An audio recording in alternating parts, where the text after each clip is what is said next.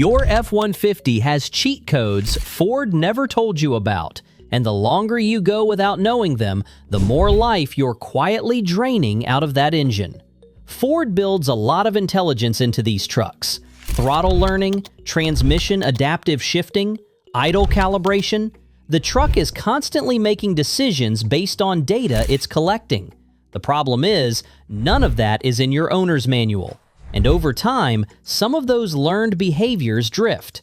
The truck adjusts around problems instead of fixing them, and you end up with a rig that doesn't feel as sharp as it did at 30,000 miles. These 7 fixes address that. Some of them cost nothing. A couple require a $10 spray can. One involves a setting buried so deep in your instrument cluster that most dealers don't even know it's there. Let's get into it.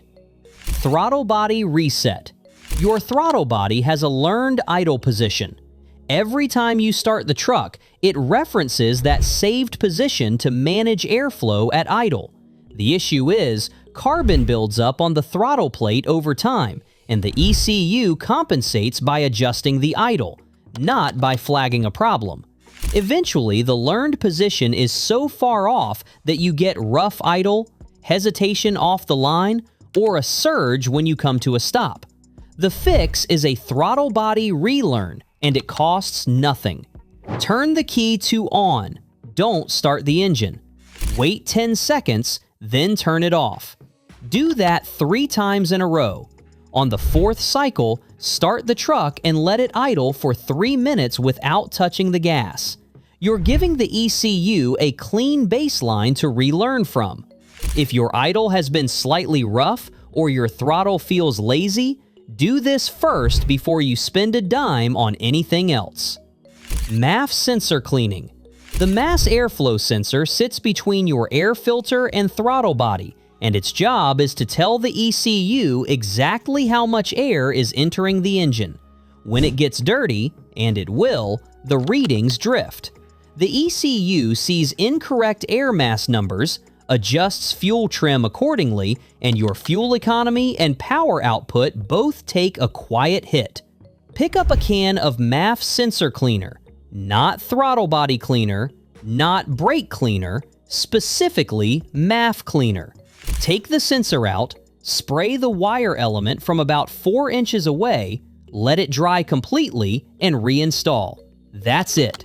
Most guys see a noticeable improvement in throttle response, and sometimes a half mile per gallon pickup. This is one of those 5-minute jobs that earns its keep every time. Transmission adaptive reset. The 10R80 10-speed in the newer F-150s is a smart transmission. It adapts its shift points and pressure based on your driving patterns.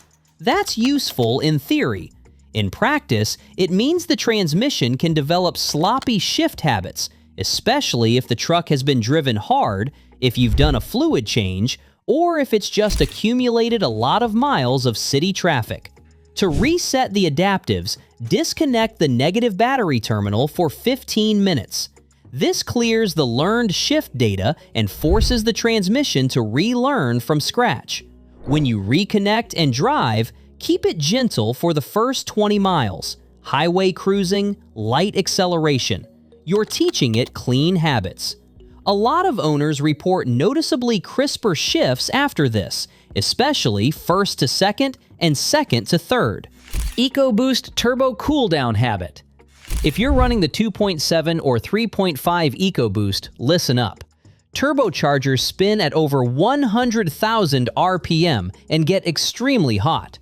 When you shut the engine off immediately after hard driving, pulling a load, highway passing, mountain grades, that oil in the turbo bearings bakes. It carbonizes. Over time, those carbon deposits wear the bearings unevenly, and you end up with a turbo replacement that runs anywhere from $1,500 to $3,000 depending on who does it. The fix is simple. Let the truck idle for 2 to 3 minutes after any hard pull before you shut it down. The coolant keeps circulating, the oil temperature drops, and the turbo spins down with proper lubrication. This isn't new information. It's what diesel guys have known for 30 years. but EcoBoost owners skip it constantly, and the dealers don't complain about it. Battery terminal maintenance.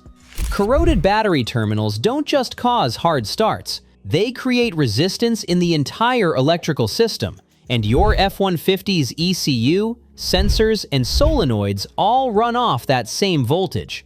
When terminal voltage drops even slightly under load, you can get intermittent issues that are nearly impossible to diagnose. Random misfires, erratic idle, modules throwing codes that clear themselves. Grab a can of battery terminal cleaner spray, hit the posts and clamps, let it sit, and rinse with water. Then coat them with anti-corrosion spray or dielectric grease. 5 minutes of work. If your terminals have heavy buildup and you haven't touched them in a few years, this should be part of your annual routine, especially in climates with temperature swings or road salt. Fuel injector cleaning with PEA-based cleaner.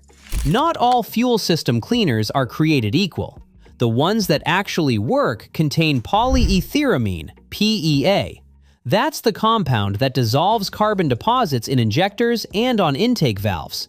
The ones that don't contain PEA are basically expensive isopropyl alcohol with a label. Look for Chevron Techron concentrate or a product that specifically lists PEA in the formula. Add a full bottle to a near-empty tank, then fill up. Run that tank through on mixed driving, don't just idle. Do this once every 15,000 miles. On direct injected engines like the EcoBoost, fuel doesn't touch the intake valves at all, so this won't clean valve deposits, but it will keep your injectors flowing clean and maintain combustion efficiency. Hidden gauge cluster settings. This one surprises a lot of people. Your F-150's instrument cluster has a configuration menu that most owners have never touched.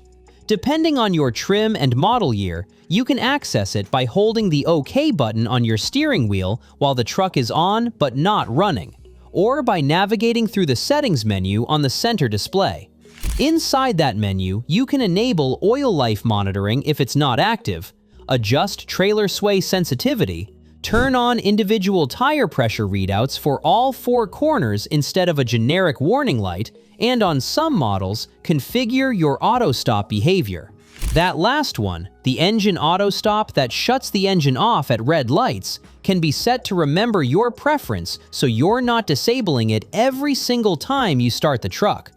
Ford didn't advertise this when they added it. Most owners are still hitting that button on every startup. Go through that list in order. Start with the free resets, move to the cleaning jobs, and then get into the settings menu on a quiet afternoon. You don't need a scan tool, you don't need a lift, you just need to know where to look, and now you do.